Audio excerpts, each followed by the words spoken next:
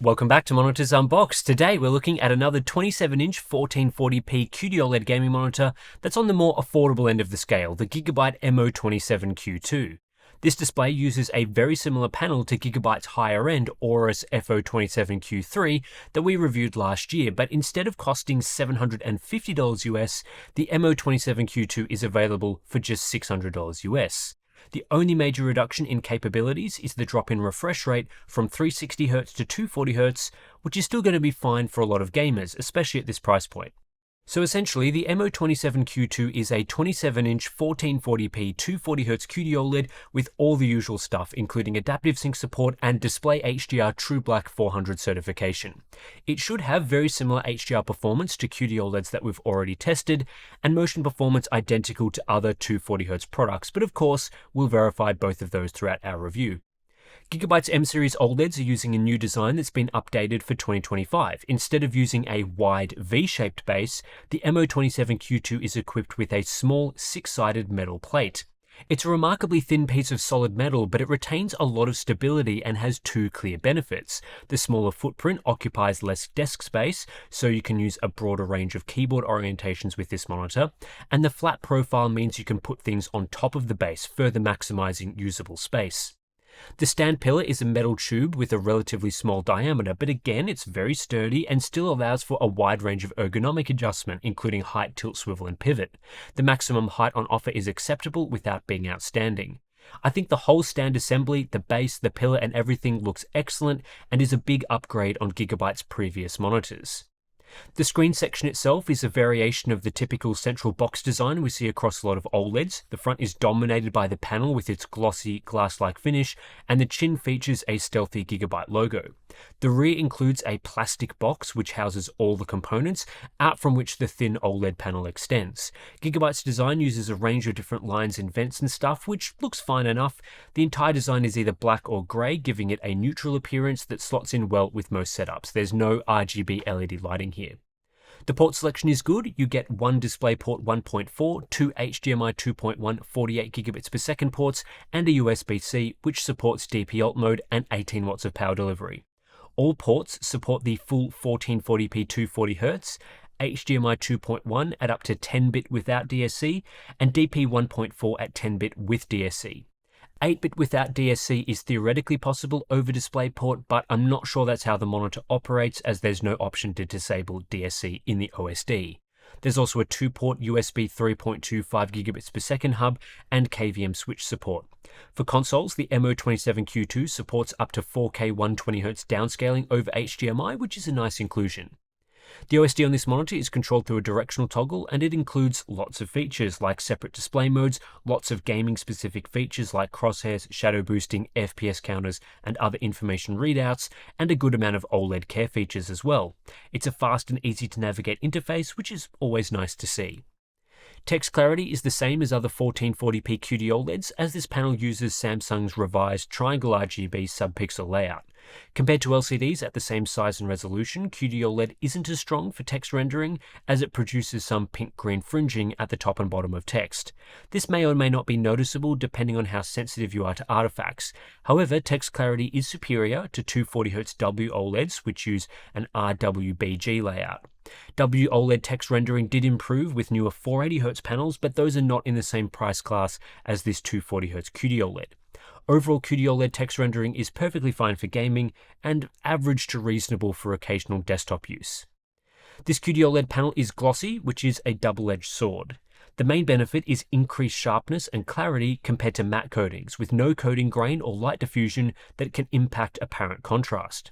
The downsides are mirror-like reflections, which are well managed on this panel compared to some glossy finishes, and QD-OLED ambient light reflection. In brighter environments when displaying black, QD-OLED panels can appear grey instead, as ambient light activates the quantum dot layer. This reduces black depth in well-lit rooms and hurts the black level advantage you get from OLED, but the issue can be mitigated by ensuring your room is dimly lit with light sources behind the display. Whether QD-OLED glossy is the right choice for you is dependent on your personal preferences and usage conditions. OLED panels of all varieties are also susceptible to permanent burn-in. You won't get burn-in while playing games or watching videos, but the panel will burn in over time when displaying static content for long periods. This makes OLED less well suited for productivity uses where you'll be looking at static desktop apps all day, and you can check out our ongoing OLED burn-in series to see how real-world productivity use affects burn-in. The occasional amount of static app usage is fine, so don't worry about doing a bit of web browsing between gaming sessions. I just wouldn't recommend OLED as a monitor for hours of work. Gigabyte offer an industry-standard 3-year burn-in warranty. Response time performance is excellent on this QD-OLED monitor, as it is for other OLED displays we've tested so far. OLED offers lightning-fast response times around the 0.3 millisecond mark at all refresh rates, and performance doesn't change at lower refresh rates, one of the many benefits of OLED for variable refresh rate gamers. This results in a single overdrive mode experience where you don't need to adjust settings depending on the refresh rate you're using. There is effectively no difference in response time performance between this QD-OLED and other OLED monitors, including WOLED variants.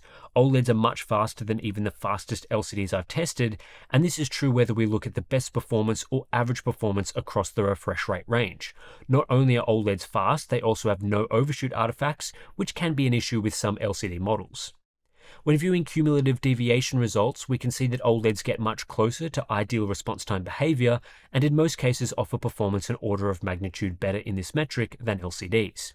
In practice, this leads to around a 1.5x advantage in clarity at a given refresh rate, so 240Hz QD-OLEDs offer a similar experience to 360Hz LCDs. Aside from comparisons to LCDs, the main thing you need to be aware of when buying an OLED for motion is that clarity on these panels is directly tied to refresh rate. At the same refresh rate, two different OLED monitors will look basically the same. So the actual refresh rate you'll be using is more important than the maximum refresh rate of the monitor.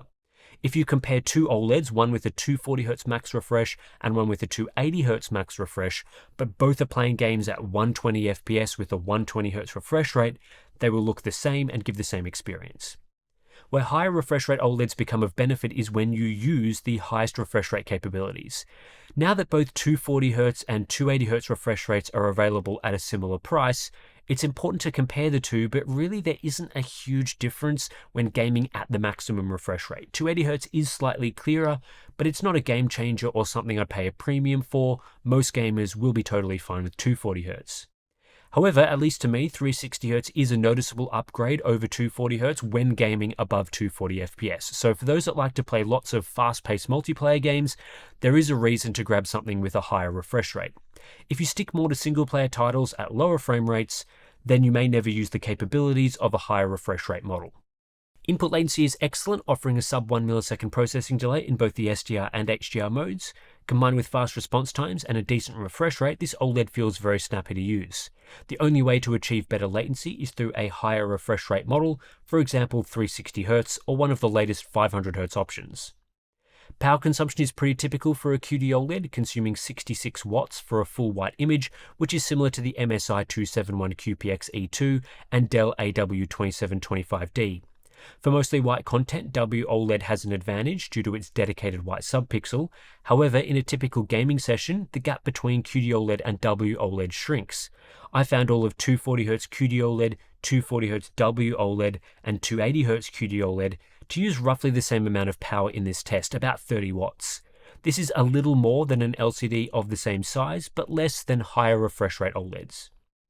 All QD-OLEDs that we've tested so far offer a similar color space. In the case of the MO27Q2, we're looking at 99% DCI-P3 coverage, as well as 98% Adobe RGB coverage. Strong results for viewing HDR or working in those color spaces. In total, I saw 79.6% coverage of Rec 2020, which is a good result for a QD-OLED monitor and gaming monitors in general. Out of the box, the MO27Q2 had underwhelming but ultimately still acceptable color performance. My unit had a very slight red tint from the factory, and adherence to sRGB or flat 2.2 gamma was reasonable. Still, this led to an average Delta E ITP of 8.1 in grayscale, which is mid-tier performance.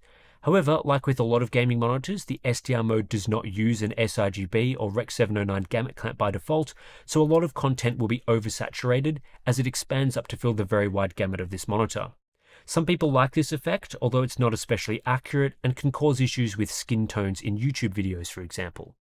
The MO27Q2 has very similar factory performance to the higher refresh rate FO27Q3, but this puts it behind the Dell AW2725D, which is a similar option in this price range. Calibration is superior to the MSI 271QPX-E2 in both grayscale and color checker though. Using Windows 11 Auto Color Management with this monitor works reasonably well and improves accuracy compared to the default experience. This configuration gives you full access over all OSD settings, whereas the built-in sRGB mode locks various controls. The monitor maintains full sRGB gamut coverage when ACM is used. However, grayscale is not improved in this mode, so overall color checker performance hits a Delta E ITP average of 8.12, which isn't quite good enough for proper factory calibration. The sRGB mode, though, despite locking settings, is very accurate, a continued trend we see across Gigabyte monitors. This mode has much improved gamma and a better color temperature, which improves the Delta E average to just 2.5. Saturation is excellent, and color checker results of 3.6 on average is very strong.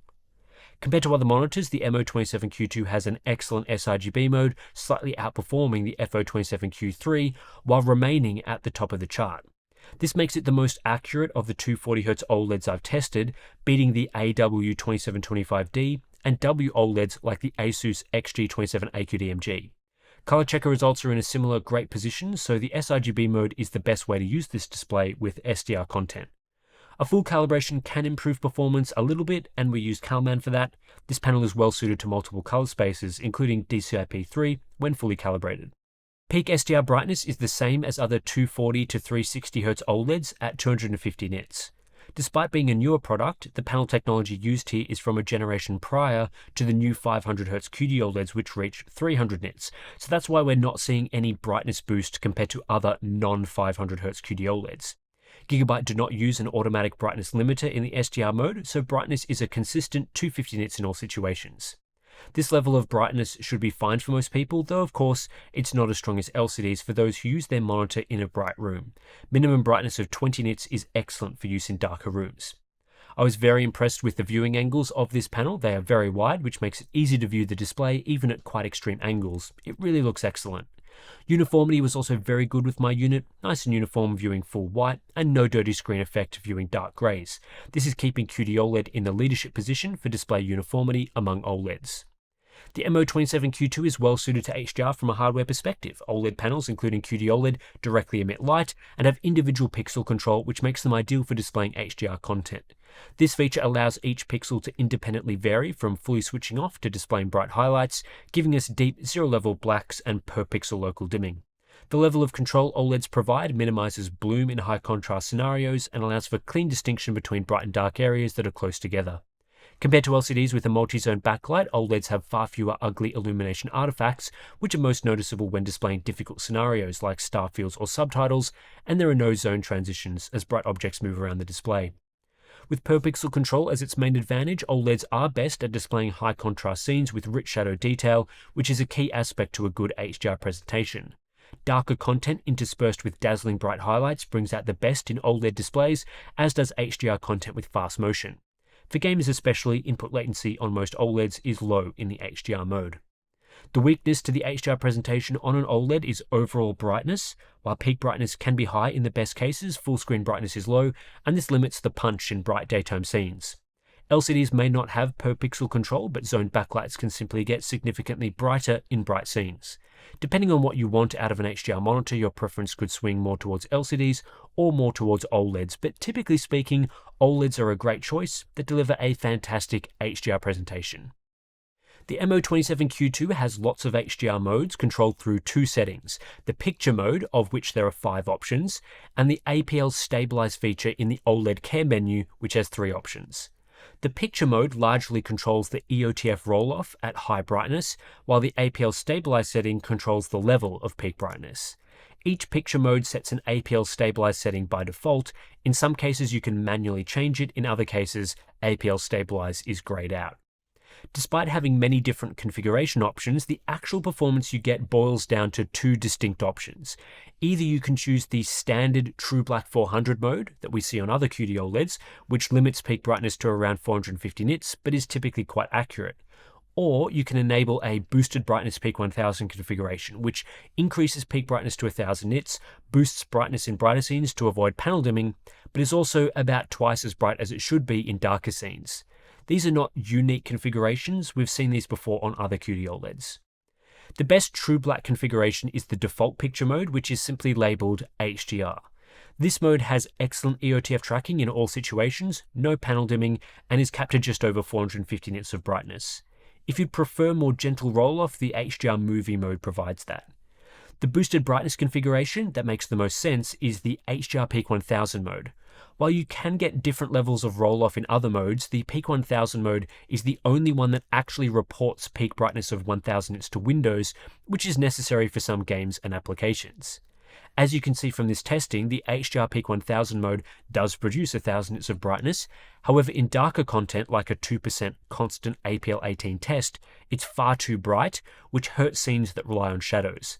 This is a trade-off to remove panel dimming in brighter scenes. As we can see from the 10% APL-50 test, this mode is very accurate in brighter scenes. While the boosted brightness config is a nice option to have in some situations, the MO27Q2 lacks a more traditional Peak 1000 mode, which on other monitors offers excellent accuracy in darker scenes and access to 1000 nits of brightness, with the trade-off being panel dimming in brighter scenes.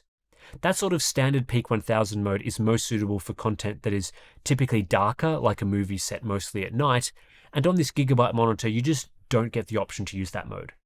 This is a bit bizarre to me because the Aorus FO27Q3, the 360Hz model, actually does include all three configurations, giving users a lot of choice.